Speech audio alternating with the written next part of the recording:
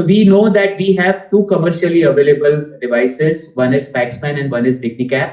And I will speak about my experience with Paxman. Next slide, please.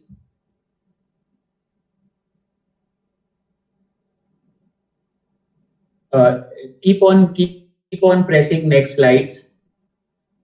Yeah, keep on pressing. Okay. The only last point I wanted to highlight about cancerism, I think the one of the most important point is the moment you have hair loss, you are announcing to the world that you have cancer and you are undergoing chemotherapy. Moment that happens, the cancerism word sets in the society. You can be discriminated at workplace, discriminated by your friends and family. I think the scalp cooling gives us power to decide when and whom do you want to tell. Next slide, please.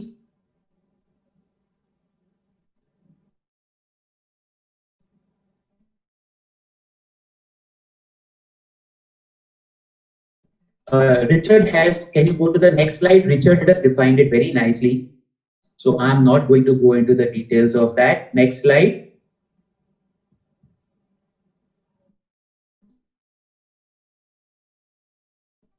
The first randomized, two large randomized trials, one by Dr. Nangia, one by Hope Rugo, both by one company, one by another company, both successful.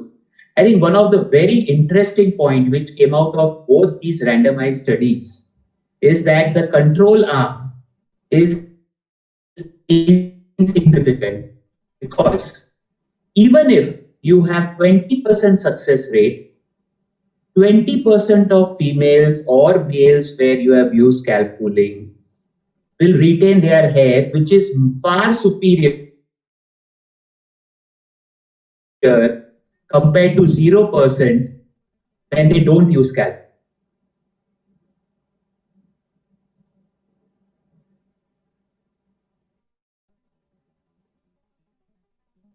If you press on the next slide, it will come faster.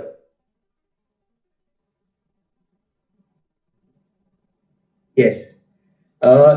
So the success, as was shown by Richard, in one study it was 50%, in another study it was 66%. In the 50% study by Nangia et al., they had used AC and Texane both, while in Hope Rugo they had used Texane predominantly. Next slide, please. We can go through these slides because Richard has already told. This is Hope Rugo, again JAMA. Next slide, please. Yes, so 66% was the success rate. Next slide, please. This was one worry which again Richard also had covered, and I think Dr. Jyoti also covered. In fact, in NEJM, there is one question which has been asked just 2 months back, that can there be a micrometastasis lingering around in scalp if we have used scalp cooling, and in future, can they have metastasis either in scalp or in systemic metastasis? This is just a hypothesis. Nothing has been proven. Next slide, please. In fact, what Dr. Hope Rugo presented, which I have shown in highlighting, not a single patient developed scalp metastasis with a median follow-up of 30 months. And as Richard showed, 0.6% and 0.4% was difference between scalp cooling in scalp cooled versus non-scalp cooled. Next slide, please. So real life experience of scalp cooling in Europe ranges from 50 to 80%. Next slide, please. There was an Asian experience. Of course, Dr. Jyoti was one of the first from India, and there was an Asian experience, but it was very, very limited data. Next slide, please. Next slide. Okay, I'm not going to go into the details of Dr. Jyoti, but I am proud and honored that there is a randomized trial from Dr. Jyoti and from Tata Hospital in this. Next slide, please. So I'll straight away go to my experience. At Hope, we purchased the machine after it was FDA cleared in April 2017. I thanked Richard and Paxman and Access Devices because there was extensive 2 training sessions. I believe training is the key to success in this study. Uh, we were using especially hope and one more. The machine breakdown happened more than what we could handle. We believed probably it was because of transportation. So we started using this machine only at Hope. And I believe that seeing our success rate, Richard will immediately write an email to me that Dr. Vora, I am giving you one more machine free of cost. Next slide, please. The photos, what I'm going to show, we have taken the consent from each and every patient before taking photographs, not seen. All photos are real patients who have taken chemotherapy at home. Next slide, please. So, as always, everybody knows there were first two patients were total failure. Paclicarbo, 90% hair loss after first cycle. The word spread very fast. My patients were very reluctant. I was very furious. I started writing emails to Paxman and Access Devices that I want my refund. And I spoke with Dr. Jyoti also. Next slide, please. And then came our third patient and first success. If you can see this patient is after 4 AC and 12 weekly paclitaxel. The patient stays in independent house and she defined her success as her neighboring auntie was very nosy female and she didn't even notice once that she is undergoing any chemotherapy or any type of hair loss. So she defined her success in that terms. Next slide, please.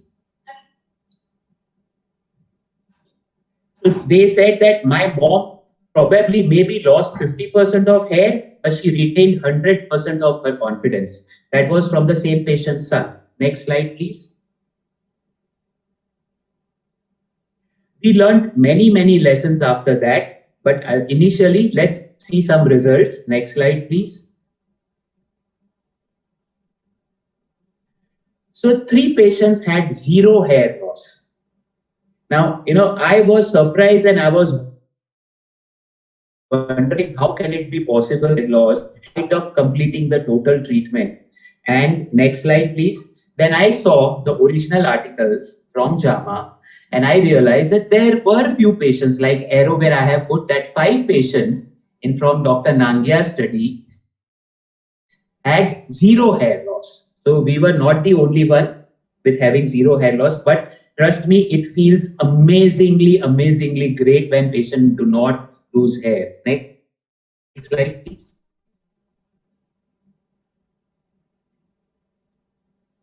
Now, this was what Dr. Mansi also said, and this is what I wanted to show. Both these patients had barely manageable hair after around midway in the treatment. In fact, almost 60 to 70% hair loss was there.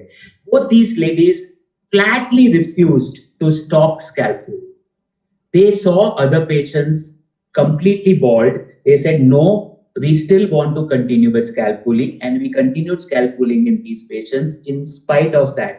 And if any of you do not know that these patients are undergoing chemotherapy, I'm sure people in this audience also would say, oh, there is something else other than chemotherapy in these patients. Next slide, please. This is our flagship, the way Dr. Jyoti mentioned, and exactly the same. After 2 cycles, this lady lost 10% of hair and she was crying and wailing and crying. And he said, come on, this is your head. And this is the photograph taken after again 4 AC and 12 weekly paclitaxel. This is the real photograph and she has been a flagship of success. Next slide, please. Many more. We did not restrict ourselves to breast cancer because I was not doing a randomized trial. We were of soft tissue cancer, ovarian cancer, non-Hodgkin's lymphoma. Next slide, please. We use scalp pooling wherever we felt. Some of the learnings were, these were the patients with short hair. And if you have a short hair, you preserve more hair with scalp pooling. In fact, in one of the instructions in Paxman's site, they have mentioned that you can cut short your hair before going for chemotherapy, that gives you more results. In fact, Richard, you mentioned about the Japanese study. This one particular lady in extreme left corner is a Japanese lady, and we used, she was having colon cancer, and we used during FOLFIRI, and this is post irinotecan, 8 cycles, and this is her hair retained. Next slide, please. This was surprising. Again, I still do not have an answer to both these young ladies in their 30s. This is after 4 AC. Contrary to what Indian experience is that AC gives rise to more hair loss compared to taxane. These ladies have, this is the hair after 4 AC. I couldn't believe that. Next slide, please. But this after 3 paclitaxel, this was the condition of the hair. I would call it as a failure in terms of the success rate if you define. But again, both the ladies continued scalp cooling till 8 cycles, and both of them had their hair regrowth. See, I did not use it as any endpoint, but going by Dr. Jyoti's presentation, I think I should start using that now. Both of them had hair regrowth within 3 to 4 months of completion of the treatment. Next slide, please. So as I said, both of them were very happy because their duration of alopecia was very, very short and hair regrowth immediately after 8 cycles. And in fact, during this time, my wife had visited LOC and she also was told, same at LOC London, that continue scalp cooling, the hair regrowth is better. Next slide, please. Surprising success and failure in some patients. This is one particular patient, 3 weekly paclicarbo in full doses. I use scalp cooling, telling this patient that you will not retain your hair because 3 weekly paclicarbo do not give good results. But this was a very good result. Yeah, you can go to the next slide, please. Now, this was the hair loss pattern, which I couldn't understand. I checked the scalp cooling fitting also, but the fitting was there. It is just at the hair line receding, and we still couldn't understand. Next slide, please. Next slide, Jyoti has mentioned about fitting, cap fitting, and it is extremely important. This is very, very interesting. We use eribulin, metastatic CA breast, 2 cases back to back. Both the patients were together. Both metastatic breast cancer, triple negative, and second line. Next slide, please. So one patient lost complete hair, the other patient retained hair. Very unfortunately or surprisingly, the girl who retained her hair did not respond to chemotherapy, and the lady who lost her hair had a metabolic CR with eribulin. Again, this is to show that hair loss with or without scalp cooling has got no relation how you respond to chemotherapy. Next slide, please. Males. Now, this is a new addition which I have started collecting the photographs. The top photograph is prostate cancer, 3 weekly docetaxel. The patient exactly had these many hairs before cycles, and this photograph is after 4 cycles of docetaxel. He insists on scalp cooling. He will not come if the scalp cooling machine is not working on that particular day. The bottom photograph, one photograph with the mask, what you see is during COVID times. ABVD, all 6 cycles complete. This is after 12 doses of ABVD. And the gentleman next to that is seminoma. I know carboplatin alone does not give rise to hair loss, but we use carboplatin AUC 7. And the literature said 12 to 14% of patients can have grade 2 alopecia. He did not have a single hair loss after 2 cycles of high dose carboplatin. Next slide. In terms of figures, again, I had the luxury. I defined success by 2 parameters, visual impression and patient satisfaction. Next slide, please. Has anyone in your family who you know, have they asked you about cancer diagnosis? If no, that means it is successful. Next slide, please. So total number of scalp cooling patients in my center have crossed 100 in fact, but I have the data of 84 patients. I still need to compile the data. We have 5 males and 79 females. Breast cancer is 52, and others, as you can see, I had said. There were two patients who refused scalp cooling after 2 cycles. So you can call this as an adverse event grade 3 as per Dr. Jyoti's this thing. One patient had a migraine problem. Had a migraine problem, a lot of headache. The others couldn't tolerate after each scalp cooling, so they refused. The oldest patient in my practice is 71 years of age.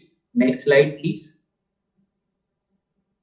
So this is a 71-year-old lady. I have taken the consent. She's a wife of ex-RAW chief of India, Research and Analysis Wing in India, what we call as RAW.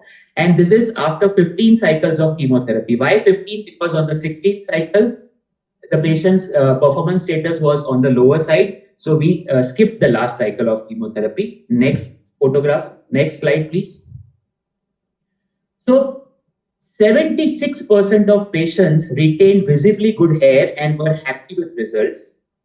And 75% of breast cancer had their hair preservation, what you call, more than 50%.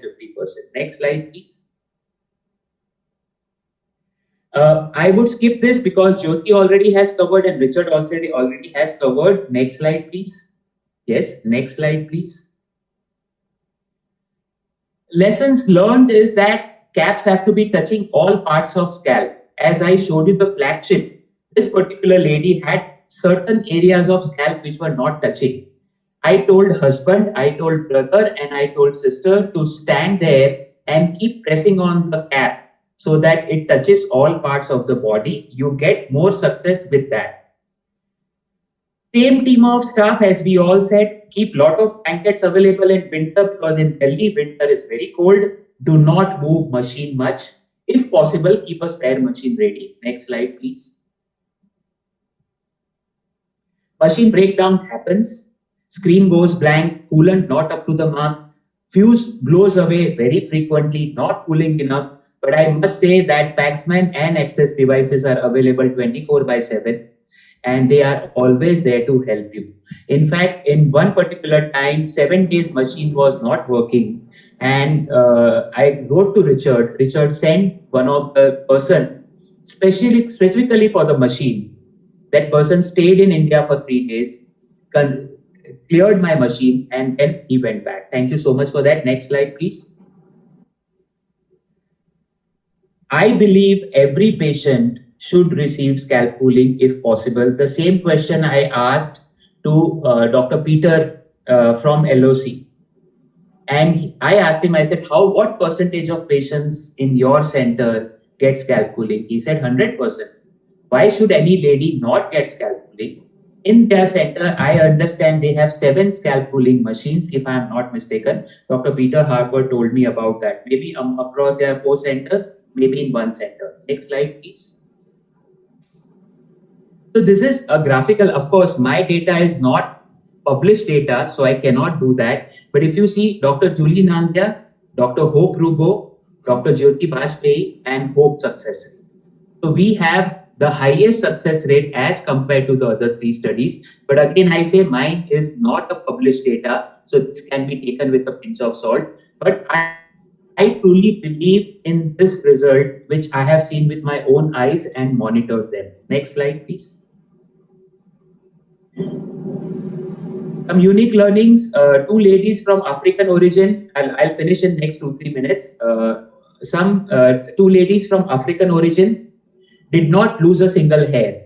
Whether genetically predisposed, whether short hair, whether curly hair, we do not know. Next slide, please.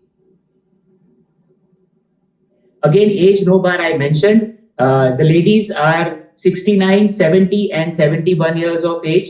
And all these ladies have completed their chemotherapy. And this is a photograph after the same. Next slide, please. Boundaries no bar. These ladies from across the border, our neighboring country, Pakistan. Next slide, please. This was a walk. We had one walk. This lady who has used scalp cooling machine. And you can see her hair. This is immediately after chemotherapy. She joined us in marathon. And she again believes in scalp cooling. Next slide, please. I love to keep this photograph in every presentation of scalp cooling because this lady, she's a teacher, ex-teacher. At the last chemotherapy, I said, "Can I use your photograph?" She said, "Yes, but I want exactly this pose." I said, "Why?" She said, "My next photograph probably will be after my obituary. This is my last claim to my fame. So let me have my fame." So I always use this photograph. Next slide, please. Special thanks to everyone in our team. We have the same set of nurses. My wife, who's in charge of scalp cooling machine, she's an engineer.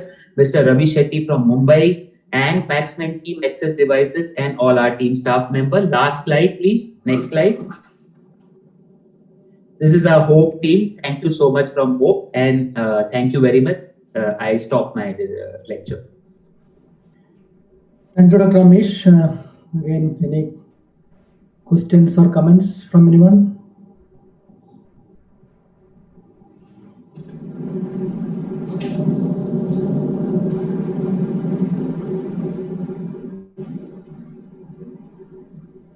Dr. Amish, if I can ask, this is Dr. Meenu Walia.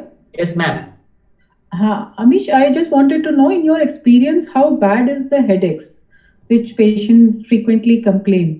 And do you find that the headaches are more during the winter months compared to the summer months? And what? No, ma'am. There is. Yeah.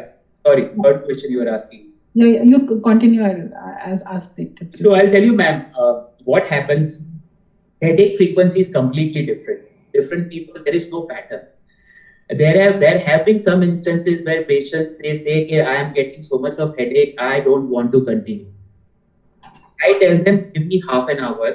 After half an hour, if your headache continues, I will stop."